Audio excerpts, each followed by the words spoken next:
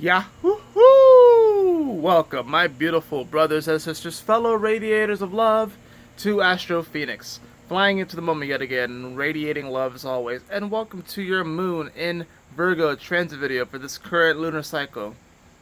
Disregard the disassembled box spring. Our box spring broke, and the other day I actually disassembled it to make it easier to discard.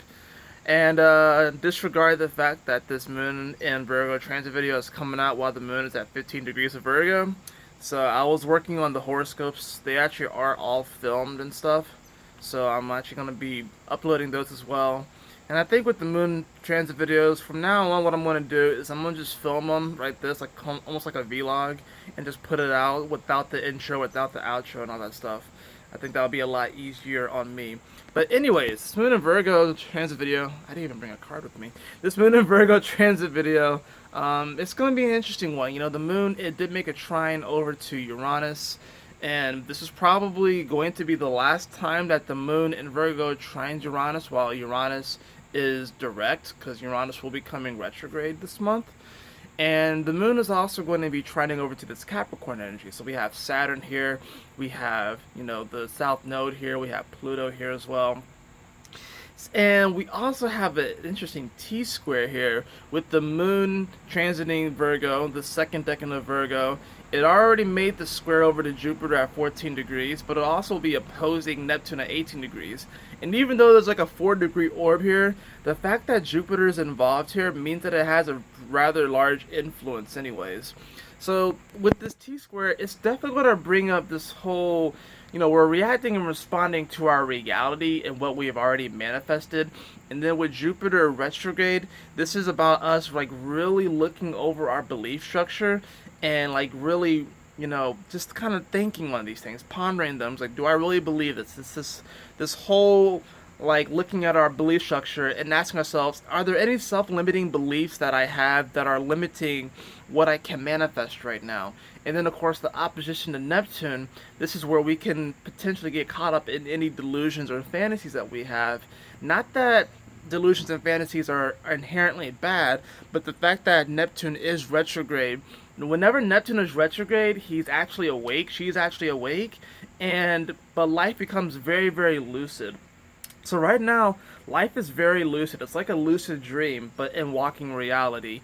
And it's kind of this weird energy to where it's like we are in this reality and we are experiencing things, but then there may be something that we maybe feel that's a little off. And Virgo is very much so about the particulars and the details, right? So maybe there are like these minor details in all of our lives that maybe just feel a little bit off. The great thing is, though, is that we're still in Leo season, and all of these energies are going to be moving into Virgo. By the time that the moon comes back around to Virgo, we're going to have the sun there, we're going to have Mars there, we're going to have Venus there. I'm pretty sure we'll have Mercury there as well, or Mercury will be catching up to it. So this moon in Virgo transit video is going to be really a good time for you to, you know, not really obsess actually over the details right now. Because we do, like I said, we have this beautiful energy with the trines over to the Taurus energy and over to the Capricorn energy. But considering the fact that the moon trine to Uranus is direct, but all the energies in Capricorn are retrograde, you really don't want to get caught up in what society says is true for you, or what society says is, you know, what you really need to focus on. What you really need to focus on is that Uranian quality in Taurus, you know, your self-worth and your self-value, and how you express it in your unique and creative way. So, like I said, things can seem a little off right now.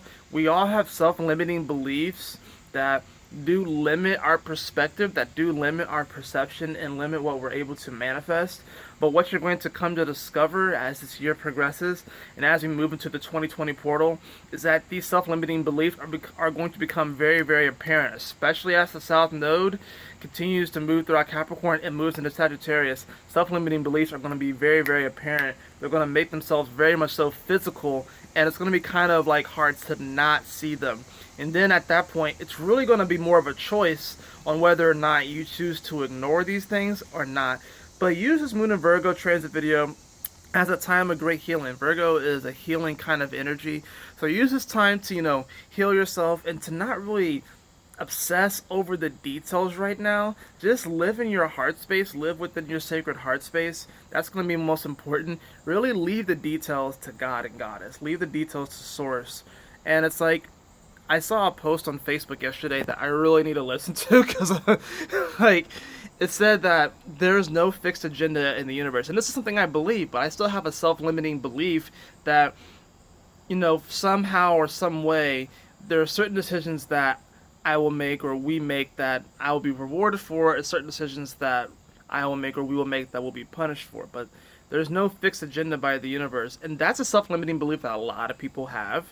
And as someone who's not really religious, and that's kind of like a self-belief that has evolved out of religion, how we can get this whole reward and punishment system, don't really worry about that. I think a lot of times we obsess over the decisions that we make because we feel like we're either going to get rewarded for it or we're going to get punished for it.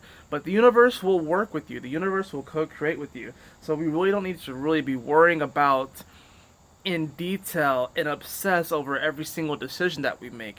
It's important to have discernment, but when we get to the point where we're obsessive, that actually paralyzes us more than just simply moving forward and just trusting.